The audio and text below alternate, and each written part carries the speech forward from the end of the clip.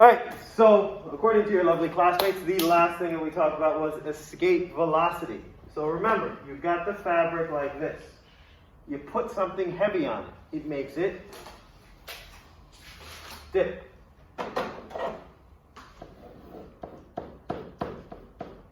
Like a star or something, sun. Right? Now, if you are a smaller object than that, and you happen to fall into this well, this dip, this dent, you're trapped in the gravity. If you're moving, you're okay. If you're not moving, you're going to get pulled all the way down and get sucked in. Okay? If you're not moving fast enough, you're going to get pulled down and sucked in. So this is what happens with the little pennies when you go to like museums and stuff like that. You put the penny in the big thing and it just goes around and around and around and it falls into the hole down at the bottom. That's kind of an example of what's going on here.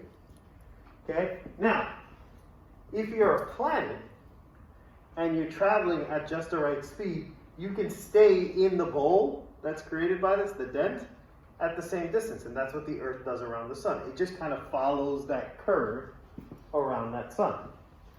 Does that make sense? That curve is what we call the gravity. Cool? Yes? Yeah. Now, that in a nutshell is general relativity. It gets a heck of a lot more complicated and the math is a hell of a lot more involved, but those are the basics of general relativity. Is that cool? Yes? We talked about classical mechanics, right? That's the basic everyday stuff that you deal with. And then quantum mechanics, real quick, was the stuff we saw in the Big Bang Theory. That is the physics of the incredibly small, subatomic particles. When you're talking about subatomic particles, that is your quantum mechanics. Electrons, protons, neutrons, photons, tiny little particles. We will talk about that stuff in the third and fourth quarter. The general relativity stuff, we might talk a little bit about it in second quarter, but we'll go kind of quickly through it. Because the math involves calculus and differential equations. Any of you that are in calculus know differential equations and all that stuff can be a bit complicated. So I'm not going to do that stuff with you. Cool? Alright, so for the first part of the year, we're going to deal with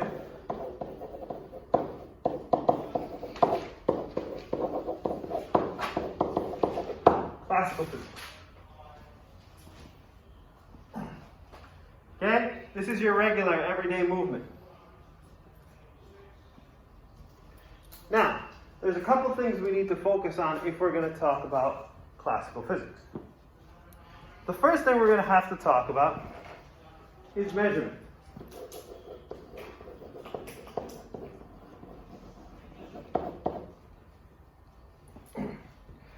Now, being that science is universal and that every country in the world does it, we've had to agree on a system of measurement to use. Okay? And so when we're talking about measurements in this class, we are going to use this same system of measurements as the rest of the world, which is different than the system of measurements that we use in this country. What system of measurement does 99% of the world use? Meters, metric system, yes? So when we talk about measurements in this class, we're going to talk about the metric system. As opposed to the imperial system or the king system, however it's referred to in 14 different ways, which we use here. Okay? Most students at this point go, oh, goddamn metric system, I hate the metric system, it's impossible, conversions suck. You guys are awful. Nobody could ever figure this out. Okay. 1, that's a lot. 2, that's kind of mean, because you're being mean to me by thinking that. And 3, it's not hard. How many inches are there in a foot? 12. How many feet are there in a yard? 3. You learned this when you were how old? Very little. Kindergarten, maybe, first grade? Yes? Okay, if I told you I have 3 feet, how many inches is that? 36. You learned to do that when you were relatively young, yes? Okay, guess what? In the rest of the world, they learned how to do centimeters to meters at the same age that you learned how to do feet and inches. So when you sit here and go, oh my God, it's so hard, nobody could ever do it. Really? A second grader in Bangladesh is doing it right now. A second grader in Quito, Ecuador is doing it right now.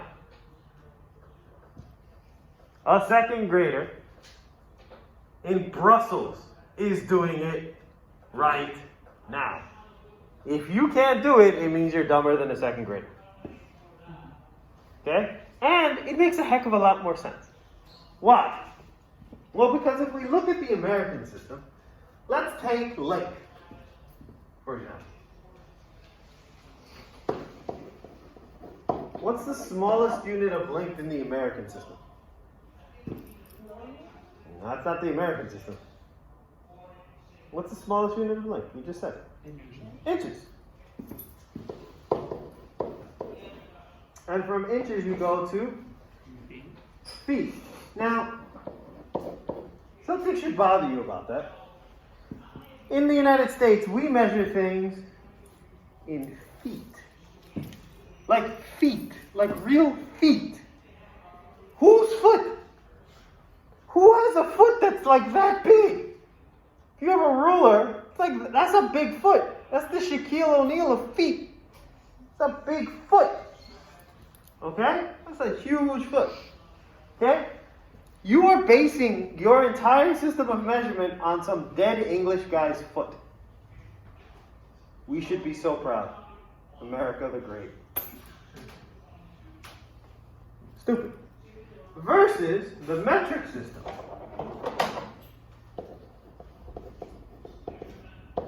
Metric system has, like you said, centimeters, millimeters, kilometers, right? All these other things, decameters, nanometers, all these other things.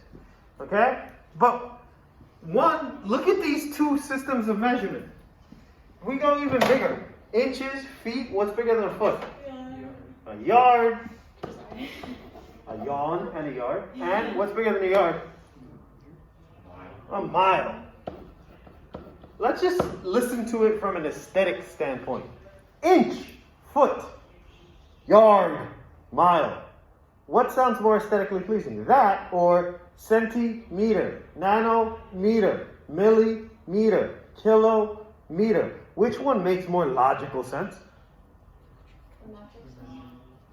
Everything goes back to a meter. Okay? Same thing's going to happen if you talk about volume. What's the unit for volume in the American system? Gallon is 1. What else? What's smaller than a gallon? A quart. And then we've got pints. Cups. Not just ounces. Fluid ounces, because we got to be particular. Let's look at the metric system. What's the unit of the standard unit for the metric system? Liter. Liters. And bigger than a liter? Or smaller than a liter? Milliliter. You have kiloliters. You can have centiliters. Once again, which one sounds more aesthetically pleasing? The metric system. Okay? And then the last one I want to talk about is temperature. If we're measuring temperature, you guys did a whole bunch of it last year in camp. What's the unit of temperature that we use in the United States? Fahrenheit. And in the metric system? Celsius. Okay, now visually they both sound kind of awkward, although Celsius is shorter. Okay? At what temperature does water freeze in the Fahrenheit scale? 32 degrees. At what temperature does it boil? Over 100. Well over 100. There's a specific number. I thought 100 is 100. To what? 220. 212. What weirdo decided to come up with those two numbers? Now let's look at the Celsius scale. The Celsius scale, water freezes at 0. and boils at. That's what I remember from last. Which one makes more sense? Celsius, the metric system. Okay? All these things make a heck of a lot more sense when you look at it this way. Physics? Yep. When you look at it this way, as opposed to the way that we do it in the United States. Yes?